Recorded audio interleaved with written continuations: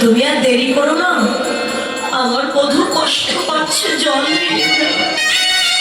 সখীরা বলছে রাধে তুই কি আমার কৃষ্ণ ভালোবাসিস না?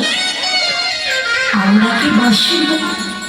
আমরাও তার ভক্ত, আমরাও আমাদের চরণ ভক্ত জলে কৃষ্ণকে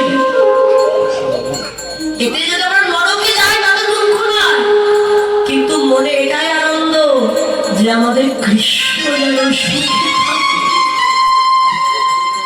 চরণ ভক্ত জল নিয়ে নারদ মুনি গেছে কৃষ্ণের কাছে। জেনেছে যে কৃষ্ণ এতক্ষণ যন্ত্রণা ছটফট করছিলেন, সে কৃষ্ণ নাম। তো প্রভু এই দেখো আমি চরণ জলে গেছি প্রভু।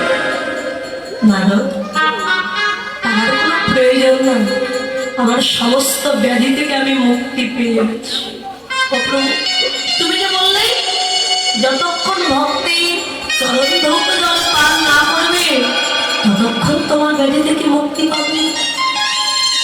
মুক্তি পেলে কি করে?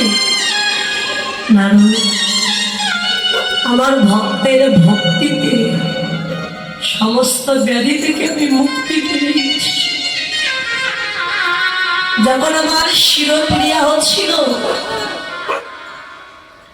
তুমি তো বলতে পারতে প্রভু আমি তোমায় ভালোবাসি, আমার চরণ ধৌত জল তোমায় দিচ্ছি তুমি পান করো, কিন্তু নিজে নরকে যাওয়ার ভয়ে আমায় চরণ ধৌত জল দিলে না, কিন্তু আমার বৃন্দাবনে